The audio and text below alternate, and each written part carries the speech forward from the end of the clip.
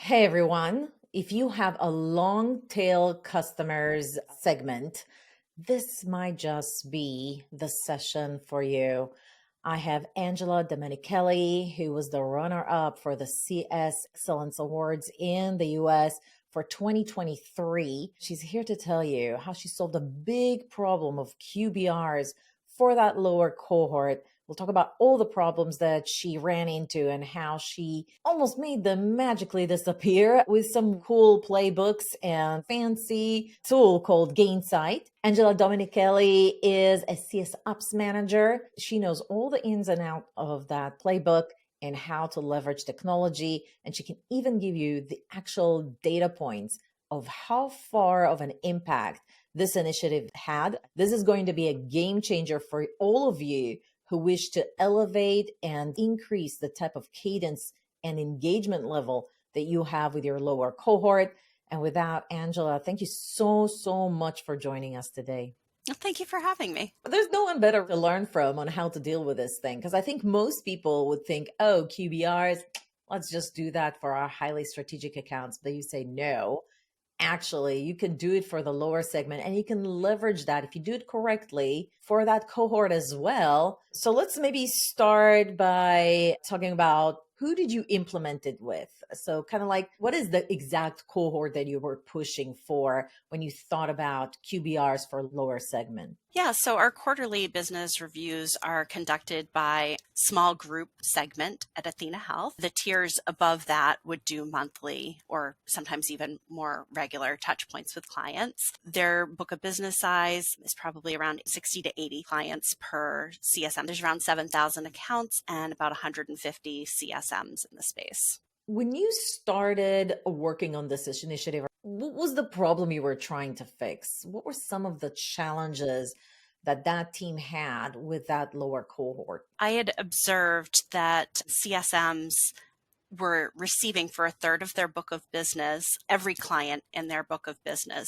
and being prompted to reach out to them to schedule a quarterly business review as the first 3 steps of the playbook. So send an email to them, send a follow-up email to them, either email them again or call them, but try and get them to schedule the call, which is a very heavy lift. On average, it takes about 5 minutes per each email that was being sent to the client. And sometimes we were even asking the CSMs to create a deck and invite the client to know what kind of content would be covered on that call. The client on the other side had a very high cost to engage because now they can't just say, yes, I want to have a call. They have to review the material that the CSM has sent. They have to look at their schedule. They have to write out sentences in an email that say how and when they can engage and who to invite. And there wasn't anything prompting them along the way to make it easy for them to engage. So we did find that process was inefficient, taking 15 minutes, and oftentimes about 60% of the time, it wasn't resulting in a completed quarterly business review. So what do you mean incomplete? What does that mean in your world?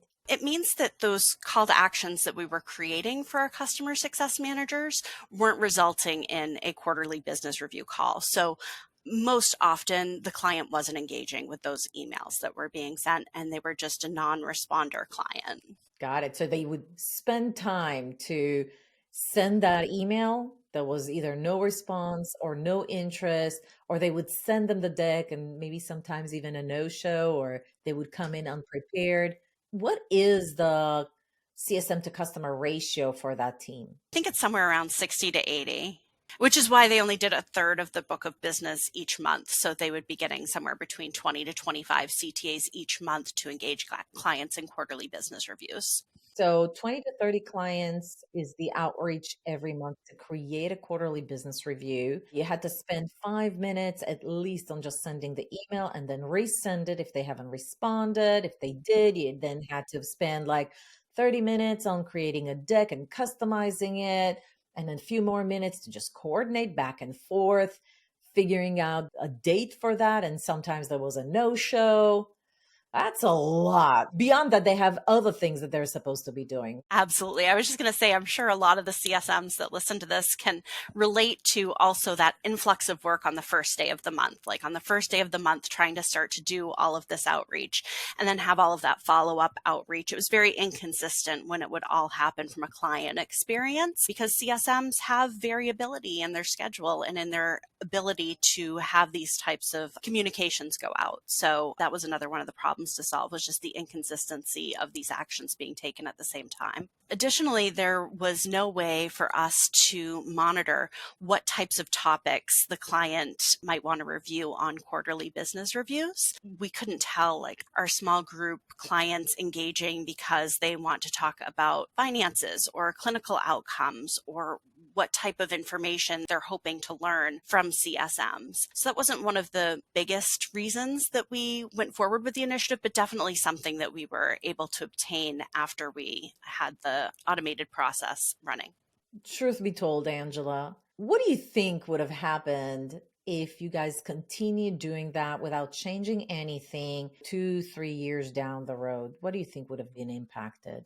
Definitely for the business, there would have been more detractors and more higher rate of churn had there not been more quarterly business review engagement that we received as a result of implementing this process.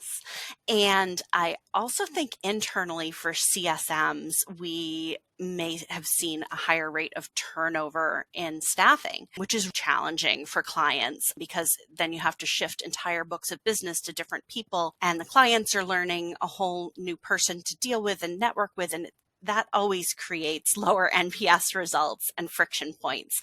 So I think retaining the internal CSMs that are so tenured and work so wonderfully by enabling them to kind of work at the top of their license, doing work that needs to be done by humans, I think also was a possible risk had we not implemented this solution, because we'd still be asking them to do kind of mundane tasks that are much beneath their abilities.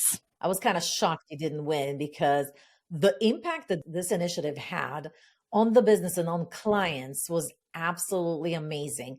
Maybe you can share a little bit of, like, what was the impact that you've seen and how quickly did you start seeing it? We started this as a alpha with just 2 CSMs, very, very low risk environment, just took 2 high performing CSMs and said, why don't you work with us to develop these email templates to make sure that we have the right timing for follow-ups, all of those kinds of mechanical things. And right away, even when there were only 2 people participating, we could see that clients were engaging with CSMs at a higher rate, and the time savings was obvious right away as well. We found that this on average saves CSMs about 4.7 hours of manual work sending emails every month. And so you multiply that times the 150 CSMs and multiply that times a year, you end up with thousands of hours saved. Multiple additional team members that are now available. Did you then increase the CSM to customer ratio? Did that impact anything else down the road?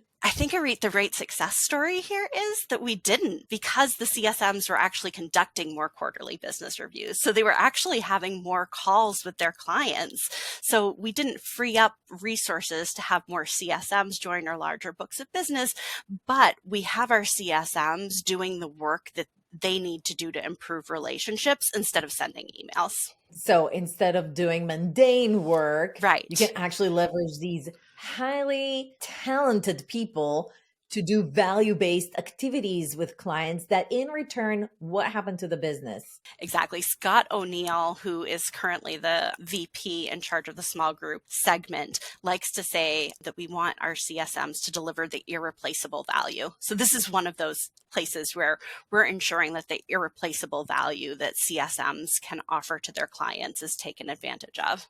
And do you have any data points that you can share, of course, related to once they were able to dedicate most of their time to value-based activities, what happened to the business? Yeah, so the first month we had outstanding results. On average, there was around 7 closed won CTAs for quarterly business reviews for accounts that did not have any automation. And then the ones that were getting the automation, it was around 10 closed won CTAs in that month. But that ended up being an outlier. It was more like 7 to 8 by the time this kind of normalized. So still a large uptick, especially because one of the concerns that the business had, I think rightly so, is if our CSMs aren't preparing CSMs with decks and personalized messaging, our clients aren't going to engage. That's what they expect from us, is a personal level of engagement. But it turns out that the call was more important than the email that was being sent, and that having an email that's easy to say, yes, I want to engage, instead of forcing the client to think about who's available, what times they're available, and typing out those paragraphs of words back to the CSM, that wasn't where they were seeing value either. An email that makes it easy to say yes to is more important than the details of all the logistics shenanigan. Those that are listening in and they hear you say CTAs, that really means a call to action. That's a feature in Gainside that says, if I have a task or a call to action that says, hey, you need to schedule a QBR with this client, and I actually close it, that means that the QBR has actually happened. In other words, you guys saw an uptake of number of QBRs held in the lower segment of 10 versus 7, uptick of 43%. That's tremendous. Can I ask you, what did you do? You talk about automations of the emails, and then what did you automate from that so that the CSMs don't have to do it manually? So this started, I think, in 2019. We had our quarterly business review with Gainsight, and they said you're underutilizing this feature of Journey Orchestrator that can do outreach to clients, and you should look into how you might get value from that. I started looking at all of the call to actions that we had that were primarily asking CSMs to email their client to see which of those had high volume and which of those had low, what we call closed invalid rates, which indicate that there might be some kind of problem with the underlying logic, because we definitely wouldn't want to send automated messaging to clients that we were targeting the wrong clients. So there were several that I found. One of them was this quarterly business review workflow. And at first, the business was very reluctant to allow automation to do this work, that they thought it was important to be personalized to each client from each CSM. So we sat on it for a couple of years, and every now and then I would mention, this is another one of those places where the use case of taking advantage of automation for your emails might be beneficial. And so finally, in the end of 2022, the business reached out to me and said, there's a lot of these clients that don't engage at all. Why don't we talk about that automation idea for these clients that aren't engaging, because it's very low risk. They're already not talking to us. So why don't we see if we can leverage automation there? Because we started this pilot with only 2 CSMs, we very quickly decided we'll just do it for the full book of business. If we find it drops off at all, then we'll pivot and only target those that are unengaged. And so we found that this was very successful early on, and that it would work for all clients within that segment, not just ones that were unengaged. And so we developed this solution. The first part of the solution actually sends an internal email to the CSM, and it allows the CSM to review who at the practice we would be reaching out to automatically and make changes to that contact the previous month. It also gives them the option to toggle individual clients off for that month only for the automation.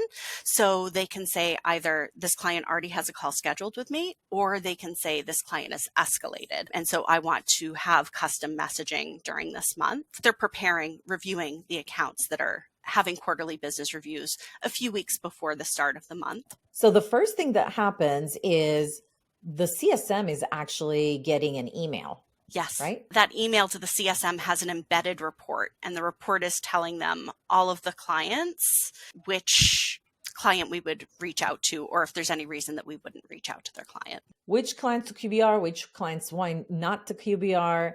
They go through that and they said, nope, they have an escalation, and then it's a no-go. Or they could say, hey, you know what? Yes, but let me customize the email that we're going to send to the client. They can't customize the automation. They can either suppress it and message themselves, or they can change the contact. Those are the two options. Yep. If they choose to suppress the client from the automated messaging, they would get a call to action on the first of the month that says, this client isn't getting an automated email. You should reach out to them to schedule a call. Say yes, automate, and then the client gets an email? The client gets an email on the first of the month, yes. And that email has a survey link that enables them to say if they want to have a quarterly business review with their CSM that month or not. Do you want to schedule? Or they could say, no, suppress it. Say, hey, you know what? This guy is an escalation. It's like code red. And then what happens? There's another call to action that's being created. Right. So for that individual client, instead of sending an automated email, we would create the call to action on the first of the month and allow the CSM to do whatever messaging that they want to do manually. An escalation is a type of suppression. So that's a reason why they might suppress it. They might suppress it because there's an escalation, or they might suppress it because there's already a scheduled call. Those are the two reasons that a CSM can suppress the automation. And if for either of those reasons, the account does not qualify for the automation, then either way, the CSM would get a CTA, a call to action at the start of the month that includes the steps to reach out to the client. All right, so let's talk about this. This is the interesting part. They said, yes, I want to have a QBR with them. What else is happening here? The first page of the survey is configured just to say yes or no. So that's all the client has to think about when they first enter the link is, do I want to have a call? Yes or no. If the answer is yes, there is a second page with all optional questions available to the client, which includes who do you want to invite? What times are you available? Those are both free text. And then a multi-select option that says, what topics would you like to discuss with your CSM? And then all of the results of this survey are linked in a call to action to the CSM. So the CSM can see exactly how the client responded to those questions and oftentimes is able to just schedule a call directly from the responses that were given. And that topics field is reportable, which was one of the things that we talked about at the top of the call that we never had before, was insight into what topics clients wanted to discuss with CSMs. So what happens next? So all of this is added to the CS app. Yes, to the call to action in Customer Success Manager's cockpit. Okay, and then what? And then they schedule the call with the client and host a quarterly business review. Do they need to prepare anything before the QBR? So there's no slides in the QBR? They do have a recommended slide, but most of what they're doing is in-app in the 𝘧𝘪𝘦𝘠 platform. So they're walking the client through reporting that is available there and helping them to navigate to improve performance. So no more slides to prepare. Like you don't need to customize or to prepare specifically too much. Like, and if you did, it's like maybe like a 10-minute work. It could be more than that. We also have unique products that are sometimes available that have a slightly different playbook. So I'd be careful to say that we killed it. I don't think we killed it. So prepare slides, but now it's based on the topics. Yes. And then you hold the QBR. Yes. What if they said no? If they said no, then we send an automated email that says, we're sorry you didn't want to schedule this month, and here are some resources that you can use in the meantime, and we hope to hear from you next quarter. Early on in the program, we actually had a client that was a detractor that said no, they didn't want to have a call to discuss quarterly business review, which was not surprising to the CSM. But what was surprising is they replied to that email to their customer success manager and asked questions about some of the things that they saw as a result of the sorry email about their metrics. So we did get performance engagement. It was a lighter lift. It was only an email and it was targeted to the client's interests. But even though that was a no, it was still a little bit of a win that we might not have received had the automation not existed. Basically, you increased engagement, whether they said yes or no. How did that impact your health score for those clients? In the health score, one of the measurements is operations of engagement leader that is tracking how many of those quarterly business review calls are held with clients. So that is a percentage of the health score for each of the clients. Obviously, you had an uptick after that. If a client continuously said no after 3, 4 quarters, was that a red flag? That was one of the things that came up through the beta and through this becoming generally available. And my question was, what did you do before the automation? And the answer was, they didn't. Like, it shows in the health score if people go and look for it. But generally, if clients weren't answering the emails before and they still aren't, that's an unengaged client. And that is problematic, but it's not a result of the automation necessarily. And we definitely have ways that we are looking at Athena Health to improve client engagement that are unengaged, doing things like asynchronous quarterly business reviews, but that is not something that the automation would solve for, or the process before that solve for either. Because you made the comment before, hey, listen, clients want an email that's easy to respond to with a yes. To me, that means that the words you choose, or even how many words you choose in the email, is going to be impactful. So can you tell me a little bit about that? Like, what did you discover? And if you were my best friend and I was to implement it with my own organization or company and clients, what would you tell me things to avoid and like things that worked for you in that regard? I would say very short, somewhat standardized messaging.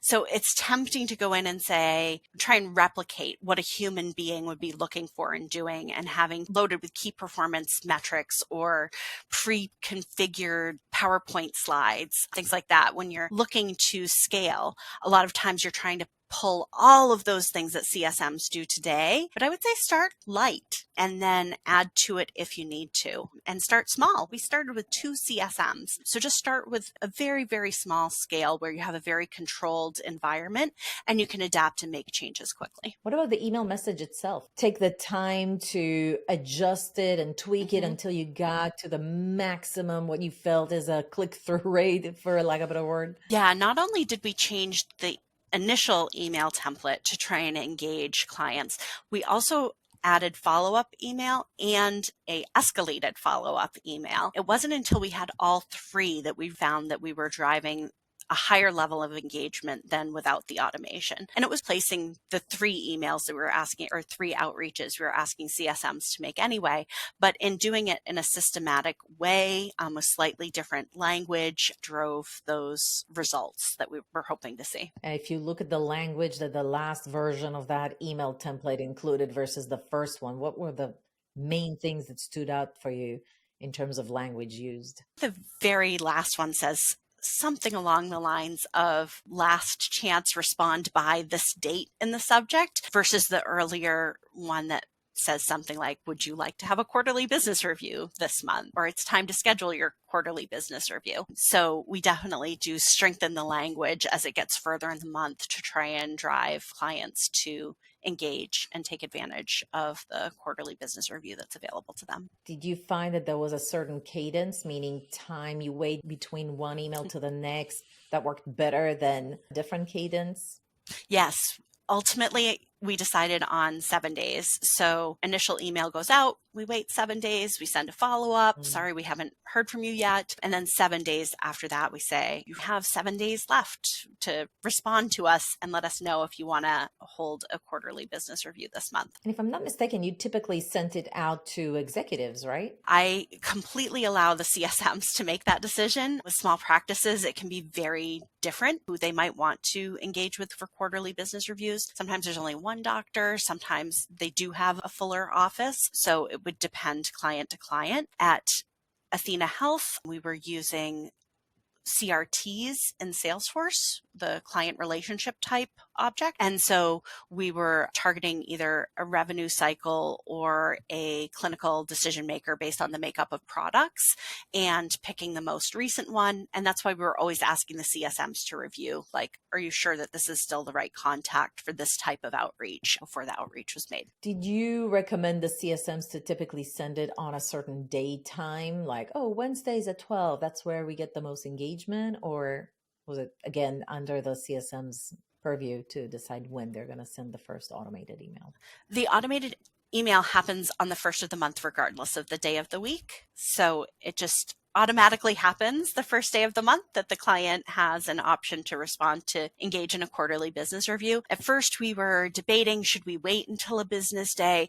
It hasn't seemed to make that much of a difference what day of the week, or even if it's a holiday like the first of the year. It always goes out, I think, around 11 a.m., which we just kind of targeted because it's good for most US time zones and we're a US based company. Anything else, like if I were to implement it tomorrow, things to like gotchas or things to be aware of, what could go wrong? So there were things that we needed to pivot on early on when we only had 2 users. And then even after we were kind of generally available, there was a very large mistake that happened on my part where the data source that updates for messaging clients, I had scheduled that to stop running around June because I thought by then we'll be generally available, we'll have a new data source, but I never created a new data source. The one I had was working great. So in June, we messaged the clients for the wrong month. They had already had a quarterly business review the month before, and I re-messaged them and said, hey, it's your month to have a quarterly business review. Why don't you reach out? So I quickly had to re-message those clients and say, sorry, we love talking with you, but this was the wrong month. You'll hear from us in a couple of months. Let all of the CSMs know what was going on, and then the technical pieces to make sure they didn't continue to get follow-up emails and things like that. But what would you have done differently? Like if anybody's listening, oh, I don't want that to ever happen to me, what would you recommend? Watch your end dates is one thing. The other thing that we did after this issue was we added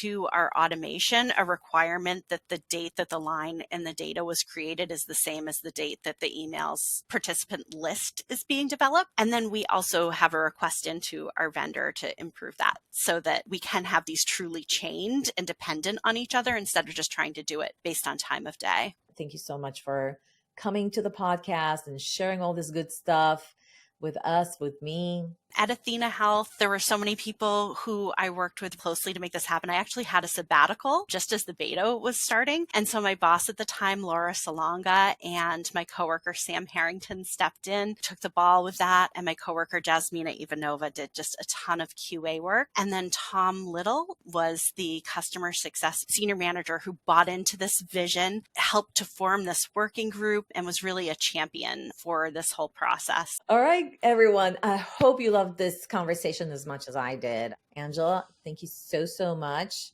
Yes. Love you guys. See you next time.